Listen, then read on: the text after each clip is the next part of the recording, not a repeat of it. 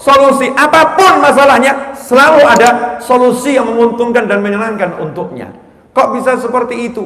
Karena dia sudah mengambil bagiannya dari janji Allah Ta'ala, wa may yattaqillaha yaj'al lahu makhrajan wa yarzuqhu min haitsu la yahtasib. Pertanyaan saya, ini bukan konsep, ini rumus pasti. Bukan konsep yang dibuat manusia. Ini rumus pasti yang diberikan oleh Allah Ta'ala. Pertanyaan saya, Anda percaya enggak? Kalau enggak percaya kan ngeri. Ngeri kalau enggak percaya. Kita sebagai muslim ya percaya 100%. 100% saya percaya.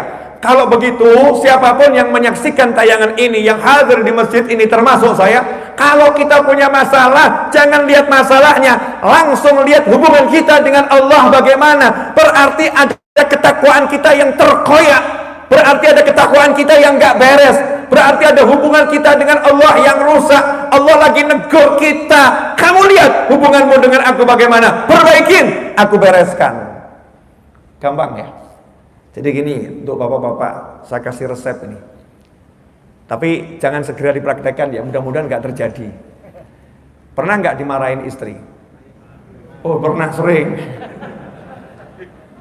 Nggak ada hujan, nggak ada angin, istrinya marah-marah. Pernah nggak? Kata istri di bawah, hoax itu, babe, hoax itu. Enggak. Kami nggak pernah marah-marah sama suami. Takut lo marah sama suami. Ngeri lo. Ridhonya Allah itu juga bergantung ridhonya suami. Suami nggak ridho, Allah nggak ridho sama saya, beb. Itu bapak-bapak di atas hoax itu, beb. Ya itu isu nggak bener itu ya, nggak bener. Oke, mungkin pernah ada istri marah nggak sadar, pernah nggak? Oh enggak, beb, saya sadar marah saya. Masya Allah yang nonton ngomong gitu ya, sadar marah. Kadang-kadang nggak ada hujan, nggak ada angin, tiba-tiba suami ini dimarah-marah sama istri. Pertama kali di pikirannya, di benaknya, di hatinya, istri ini gimana sih? Udah suami capek, pulang kerja, masih dimaki-maki, dimarah-marah, bukannya disanjung-sanjung, bukannya disiapin minum, bukannya dipijitin, bukan dikasih wajah yang enak, dikasihnya marah-marah. Istri yang seperti ini, ya Allah, ini istri ya Allah, kok begini ya Allah. Ini berarti suami nggak sadar nih. Istrimu marah-marah, jangan kamu cek istrimu, cek dirimu. Kan pengen istri nggak marah nih, solusinya adalah takwa. Cek. Sepanjang perjalanan kamu nonton cewek enggak? Kalau dari kantor sampai rumah matamu melotot lihat yang haram, walaupun istrimu enggak ngerti, tiba-tiba di rumah istrimu marah-marah, itu teguran dari Allah Subhanahu wa taala kepadamu. Wah, kalau itu mah sering, Dit.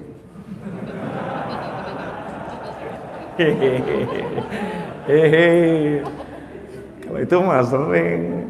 Sadar, Beb, kalau masalah lihat yang cantik, Masya Allah, bahkan sapa menyapa, itu hiburan ketika naik bus, naik kereta api, Beb, Masya Allah. Apalagi kalau lagi naik mobil itu taksi online atau ojek online, tiba-tiba yang nyupirin cewek, Beb, Masya Allah. Rezeki itu, Beb, rezeki, Masya Allah. Nah, kalau sampai rumah istrinya marah-marah, nggak jelas gitu ya, ya wajar. Allah pengen negur, justru alhamdulillah, saya langsung ditegur sama Allah. Jadi begitu aku wajah istri marah-marah, itu di hati, astagfirullah, ampuni aku ya Allah, astagfirullah, ampuni aku ya Allah. Jadi minta ampunnya ke Allah. Iya, Mam, astagfirullah, ampuni aku ya Allah, astagfirullah. Itu nanti selesai sendiri itu. Selesai sendiri. Dibereskan sama Allah Ta'ala. Udahlah, praktekkan, jangan praktek lihat ceweknya loh ya. Praktek introspeksinya ini loh, introspeksi dirinya itu dipraktekkan. Oke, dari kantor sampai rumah saya nggak lihat yang haram, Habib. Nggak lihat yang haram. Dari kantor sampai rumah urusan saya beres semua. Coba kamu cek. Tadi sholat asarmu bagaimana? Bener nggak sholat asarmu? Wudhunya bener nggak kamu waktu sholat asar? Kamu sholat asarnya sempurna atau tidak? Cek. Oh iya, Habib. Tadi ini saya sholat asar itu saya tunda sampai mau maghrib, kemudian wudhunya ya cepet-cepetan. Wudhunya cepet-cepetan, sholatnya juga sambil koprol gitu ya. Saking cepetnya ya, keburu mau datang waktu maghrib. Kemudian saya pulang ke rumah. Nah, yaitu kekuranganmu dalam sholat itu Allah ingatkan. Kamu main-main dengan ibadah kepada saya, sholat yang paling utama kamu main-main.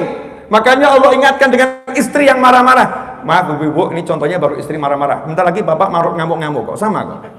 Adil, tenang. Contohnya harus dua-duanya ya. Nih, marah-marah. Cek hari itu kita ngapain? Hari itu kita ngapain?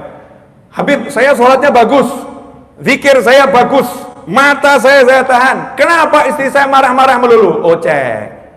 Kamu diminta tolong sama bapakmu, langsung kamu jalankan enggak? Nih, ayahmu minta tolong, ibumu minta tolong, jawabanmu apa?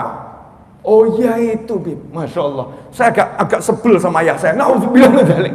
Saya agak sebel sama ibu saya. Naudzubillah min dzalik. Walaupun munculnya itu di hati, nggak muncul di ucapan, rasa sebel, jengkel sama orang tua ini, Allah melihat. Allah melihat, maka Allah akan berikan kita masalah, hal yang buat kita jengkel pula. Istri, anak, teman, sahabat, kerabat, kenalan, semua tiba-tiba buat kita jengkel. Kenapa? Punya salah sama orang tua, langsung perbaiki. Astagfirullah, ini saya punya salah sama orang tua saya. Begitu minta maaf sama orang tua, selesai itu masalah. Bayar minta maaf sama orang tua, masalah selesai. Siapa yang nyelesain? Yang membuat, yaitu Allah Subhanahu wa ta'ala. Kalau udah tahu begini berarti hidup itu mudah atau susah? Da'uka fika wa dawa'uka minka.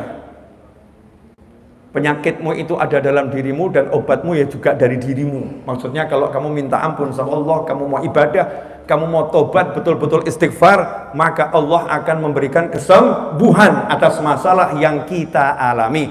Ikhwani rahimakumullah. Jadi kalau kita mendengar yang seperti ini ya, sebetulnya apa yang terjadi ini, kadang-kadang kan itu, baik itu ustadz, baik itu kiai, baik itu habib, baik itu hafidhoh gitu ya, kadang-kadang kan juga kena masalah. Tapi seringkali kita ini kan nggak sadar, saya ini kurang apa. Masya Allah itu.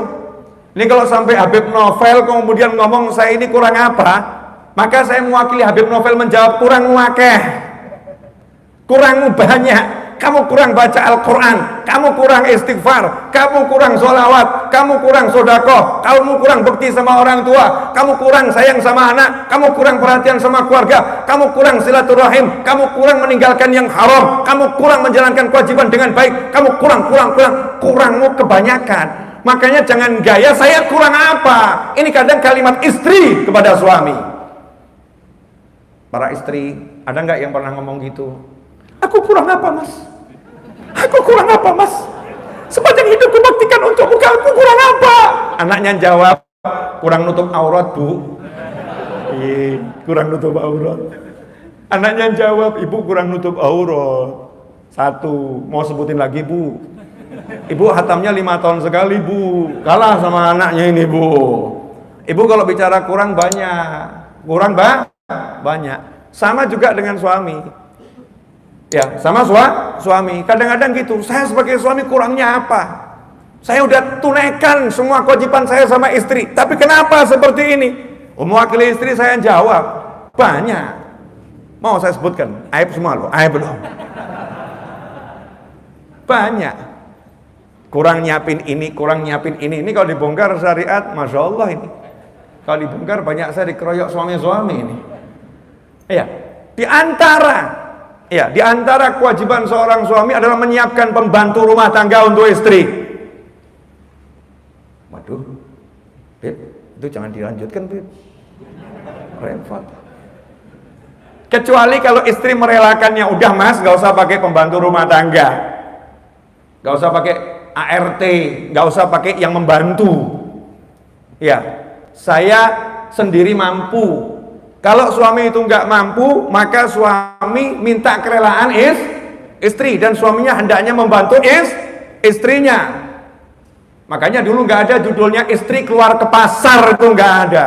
Yang keluar ke pasar adalah para suami. Istri duduk manis di rumah, cuman kasih daftar, nih belanjaan. Masya Allah, keren ya, keren gitu. Tapi ada istri juga yang ngomong, wah yang enaknya itu bukan masalah beli belanjaannya, tapi apa? Belanjanya, Beb. Ke pasarnya itu yang enak. Banyak kekurangan kita sebagai suami kepada istri. Kita kalau disuguhin makan, ngucap terima kasih aja nggak keluar. Masya Allah. terima kasih, enaknya, nikmatnya, terima kasih. Gak keluar. Begitu di rumah makan, itu yang di rumah makan yang bagian tugas ngasih piring. Terima kasih mas. Mas minta air panasnya ya. Keluar air panas, terima kasih mas. Mas minta teh panas, tambah lagi ya. Datang teh panas, terima kasih mas. Terima kasih. Istri dari pagi sampai malam setrika, siapkan pakaian, siapkan makan, siapkan macam-macam. Kita nggak ngucap terima kasih, jazakillah khairan, nggak ngucap. Ini kok lihatnya tegang semua, kenapa nih? Pelaku ya. Sadar diri kelihatannya ya. Perlu diungkap nih kekurangan suami. Kalau diungkap nih termasuk ustadznya kena juga ini. Banyak kurangnya, soalnya kita ini banyak kurangnya. Jadi kalau kita ini kena masalah, wajar atau gak wajar? Wajar. Solusinya di mana? Wa may yattaqillaha. Solusinya di Allah. Caranya membayar Allah. Innallaha ashtara. Allah telah membeli. Orang-orang yang beriman ini jiwanya dibeli. Makanya cara membayarnya bagaimana? Dengan takwa kepada Allah Subhanahu wa ta'ala. At-taqwa hahuna. Takwa itu tempatnya dalam hati. Nomor satu, perbaiki hatinya. Hatinya tidak ragu kepada Allah Subhanahu wa ta'ala. Hatinya percaya sama Allah. Hatinya yakin sama Allah. Sedikit pun gak ada keraguan. Jadi kalau Allah udah bilang takwa itu solusimu, jangan mikir solusi yang lain sebelum memperbaiki takwa.